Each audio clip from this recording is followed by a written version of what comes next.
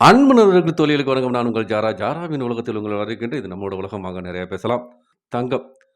தங்கம் விலை பயங்கரம் ஏறிக்கிட்டே இருந்துச்சு. இப்ப திடீர்னு பார்த்தா ஒரு 2 நாளா வந்து தங்கத்தோட விலை குறைய ஆரம்பிச்சுச்சு. தங்கம் தொடர்ந்து குறையுமா? இல்ல மறுபடியும் அதே மாரி விலை ஏறிட்டே போகுமா? ஒரு சின்னதா பார்ப்போம். ஒரு நாட்டோட பொருளாதாரத்த வந்து நிர்ணயிக்கிறதே தங்கம் தான். ஒவ்வொரு நாட்ல எவ்வளோ தூரம் தங்கம் இருக்கோ, அந்த அளவுக்கு பொருளாதாரம் நிர்ணயிக்கப்படுது. அப்போ தங்கங்கிறது உலக அளவில எல்லா இடத்துலயுமே வந்து தங்கம் அப்படிங்கிறது முக்கியமான ஒரு உலோகமா இருக்கு. ஏன் எல்லா நாடுமே தங்கத்த போட்டி போட்டு வாங்கிட்டு இருக்காங்க? ஏன்னா, இப்போ ஒவ்வொரு நாட்டிலயும் ஒரு சில அ இப்போ நம்ம இந்தியாவுல வந்து ஒரு சில நாடுகளோட பணங்கள் வந்து செல்லாது. அதே மாரி ஒவ்வொரு நாட்டோட பணங்கள் வந்து ஏற்ற இறக்கத்தோட இருக்கும். ஆனா, தங்கம் அப்படிங்கிறது எல்லா நாட்டிலயுமே எந்த நாட்டுக்கு கொண்டு போயிருந்தாலும், தங்கம் அப்படிங்கிறது எல்லா நாட்டு மக்களாலும் விரும்பப்படக்கூடிய ஒரு உலோகம். அதனால தான் தங்கத்தோட தேவைகள் வந்து அதிகரிச்சுட்டே போகுது. எதுக்காக தங்கம் இந்த அளவுக்கு உயர்ந்துட்டே போகுது? அமெரிக்க அதிபர் ட்ரம்ப் என்ன பண்றாரு, அவரு வந்து பதவியேற்றதுக்கு அப்புறம் நெறைய சட்டதிட்டங்கள கொண்டு வராரு. அதன் பிறகு அ ஏப்ரல் 2ஆம் தேதி வந்து என்ன பண்றாரு, எல்லா நாட்டுக்கும் நெறைய நாட்டுக்கு வந்து வரிய வந்து அதிகமா விதிக்கிறாரு. அதனால என்ன பண்றாங்க, பங்குச் சந்தையில உள்ள முதலீடு பண்ணவங்க எல்லாருமே, அத விட்டு வெளில வந்து தங்கத்தின் மேல வந்து முதலீடு வந்து அதிகரிக்கிறாங்க. அதனால தங்கத்தின் தேவைகள் அதிகரிக்குது. தேவைகள் அதிகரிக்கும்போது, அந்த தங்கத்தோட விலை வந்து அதிகரிக்க ஆரம்பிச்சிருது. நம்ம நாட்டுல உள்ள பங்குச் சந்தையும் இது மாரி வந்து ஏற்ற இறக்கத்தோட இருக்கும்போது, எல்லாருமே வந்து தங்கத்தின் மேல வந்து முதலீடு பண்றாங்க. அப்படிங்கும்போது, நம்ம நாட்டுல தங்கத்தோட விலை வந்து ஏறிருச்சு.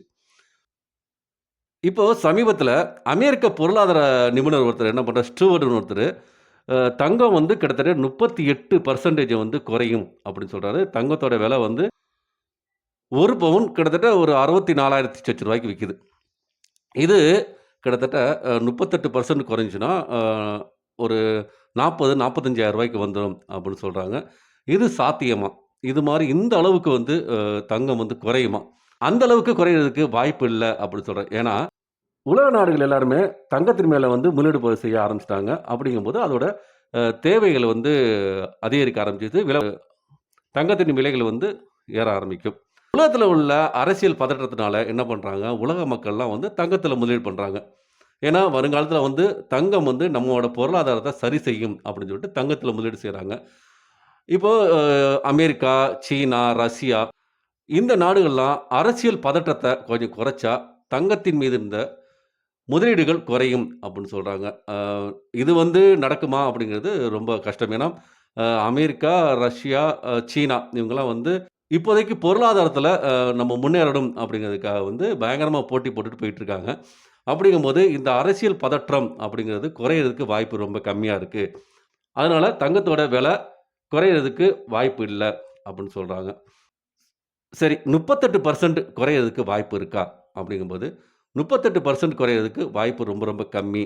ஏன்னா, அமெரிக்கால உள்ள ரிசர்வ் வங்கி வட்டி விகிதத்த அதிகரிக்கும் பொழுது, வங்கியில போயி மக்கள் வந்து தங்களோட முதலீட வந்து செலுத்துவாங்க. பத்திரங்கள வாங்கி வைப்பாங்க.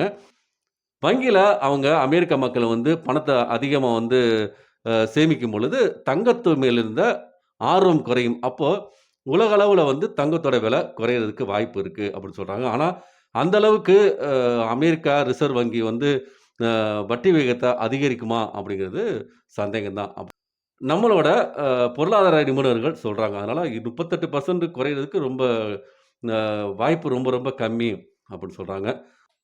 ஒருவேள இப்படி இருந்துச்சுன்னா குறையறதுக்கு வாய்ப்பு இருக்கு. எப்புட்ன்னா, உலக அளவுல இருக்க அரசியல் பதற்றம் குறைஞ்சு, அமெரிக்கா ரிசர்வ் வங்கி தன்னோட வட்டிய அதிகரிக்கும் பொழுது, சீனா, ரஷ்யா, துருக்கி டாலர வித்து தங்கமா வாங்கி வைக்க ஆரம்பிச்சுட்டாங்க.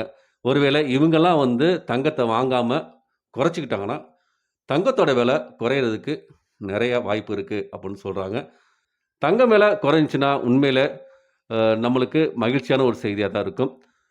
நாளைக்கு ஒரு நல்ல ஒரு பதிவுல உங்கள சந்திக்கிறேன். அதுவரை உங்களிடம் அன்பு வணக்கம் கூறி விடைபெறுவது உங்கள் அன்பில் வாழும் அன்பறிவாளன் ஜாரா. வணக்கம் அன்பு நெஞ்சங்களே!